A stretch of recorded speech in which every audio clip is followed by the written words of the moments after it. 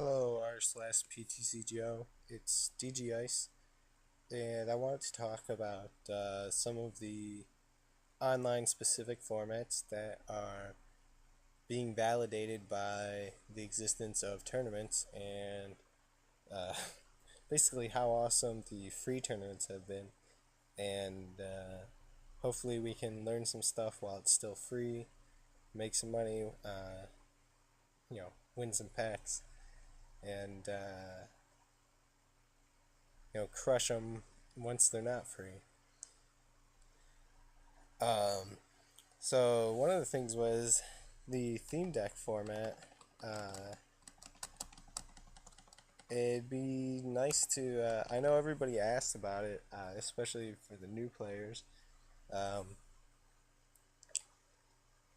and I'm not sure if anyone's just kind of got the done a lot of playing in it and figured it out already.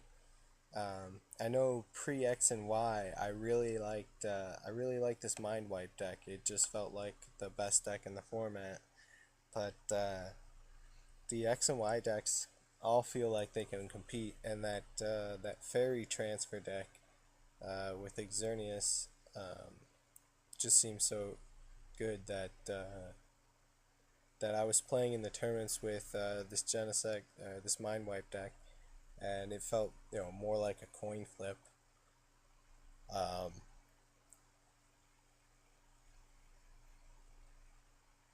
so I guess if anyone you know wants to collaborate on that, grind some games, I'd love to uh, stay updated on what the best theme deck is, because I'm pretty sure that's going to continue on as a tournament format. Um, Next, I wanted to talk about the unlimited format, and it seems like I'm not the only one who figured it out. But since there aren't, since it wasn't a supported format before, there aren't really that many. There hasn't been a lot of effort put into building unlimited decks, and so it's a very open format for new discoveries and to go in there with a powerful deck and just sweep some 8 mans. Um, it looks like some other people had figured that out as well, so I did see a few other real decks, but I also saw a lot of standard decks. The one thing that did surprise me was that the unlimited decks really aren't that much more powerful. Like um, they're not as much more powerful as I thought they were. I thought they were gonna just sweep the standard decks, but honestly, the unlimited decks are just more consistent uh, than the standard decks. They have a similar range of power. The Because knocking out an EX in one turn is knocking out an EX in one turn, but the unlimited decks can do it more consistently. Plus, they also have a higher top range. They're able to power up a Keldeo EX even farther, put more energies on there, or more consistently use G Booster every single turn, where a standard deck would have trouble with that. So they're just amped up versions of the other decks.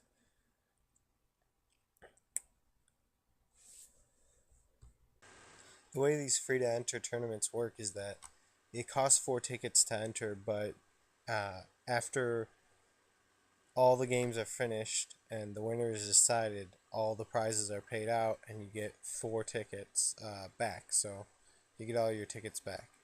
But this does limit you from continually entering tournaments and losing. Um, that said, waiting around, there's these tournament testing times where it's free is, uh, you know, obviously very limited. They only last for a couple of hours, um, and you want to get the most out of your time. But sometimes you'll finish a game really fast, and have to wait around for everyone else to finish their games before you can move on. And the problem is you really only get one pack per game, per game that you win, because you get one flash fire for winning one time, you get two flash fires for winning twice.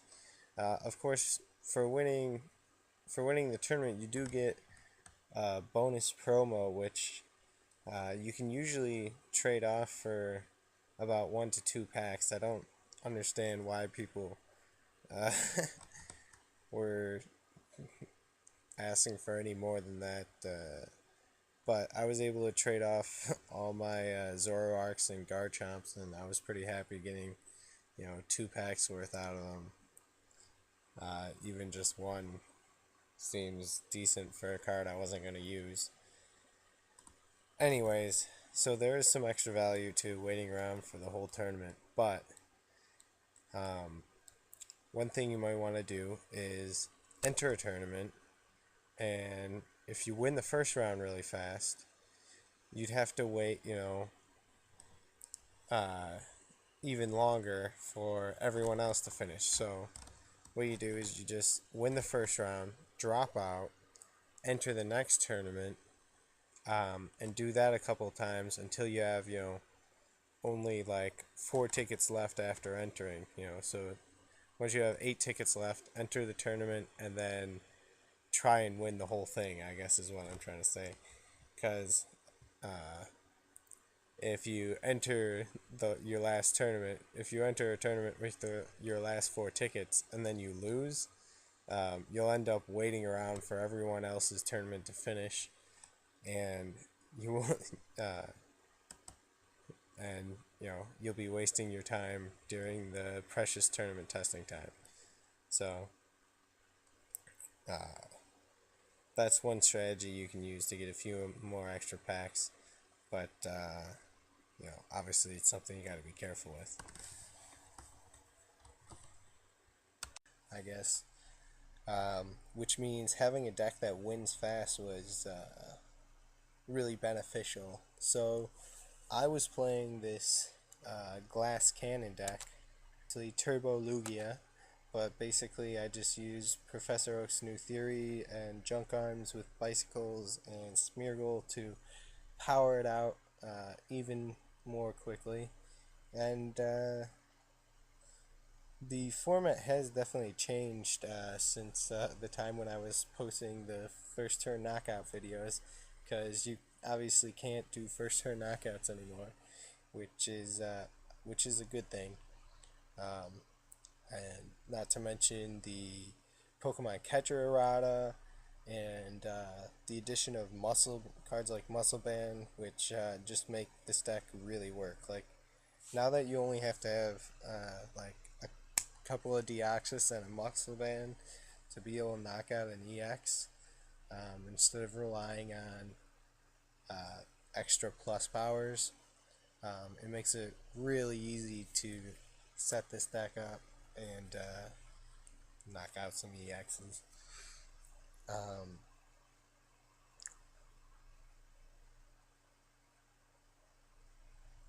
One of the things I really liked was consistency, because I know I won more than one match due to my opponent just sitting there, and well, I may or may not have had my perfect starts, but since they weren't doing anything, I had an extra turn to set up and get the knockouts with Lugia EX and whatnot. One of my more recent changes to the deck was adding Genesect EX for Red Signal. It obviously with Catcher gone, you have to do some more things to try and get around their ability Pokemon like Pyroar and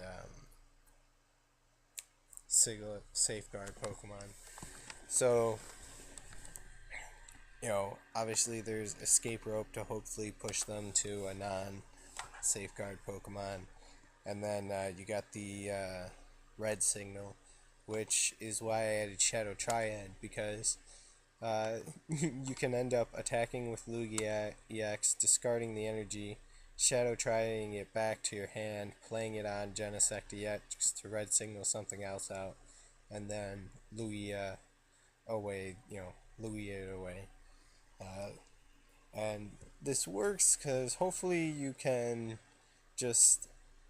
Hopefully they've played two EXs. Because if they've played two EXs, then it doesn't matter how many safeguard Pokemon they have. You just use two Plasma Energies for your attacks and two Plasma Energies for pulling them in, and you've got a whole extra Shadow Triad worth of energy to be in, to be left in your deck or whatever. Anyways, so that's your only real plan in this deck, because it's not worth adding more cards to try fighting that stuff. It's all about speed and trying to do one thing.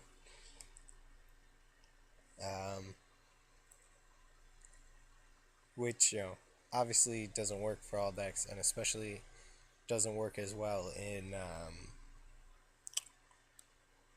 Standard.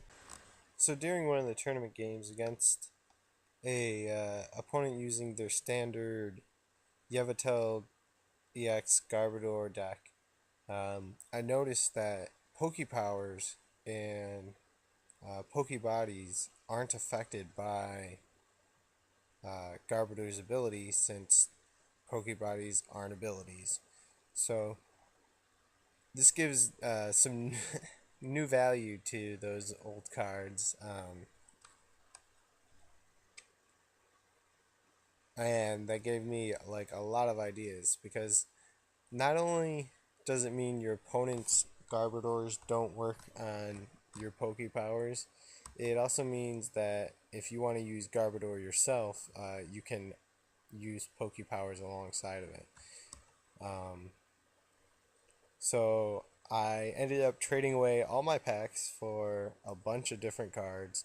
So I'll have a bunch of different decks. A lot of them didn't work out, but it gave me a lot of insight into what you want to look for in building an unlimited deck. And I'll be posting those videos, and I plan to continue delving into the unlimited format, and updating as we get each new set. The unlimited format gets even bigger, and it's great. So if you want to subscribe, you can see those videos. Alright.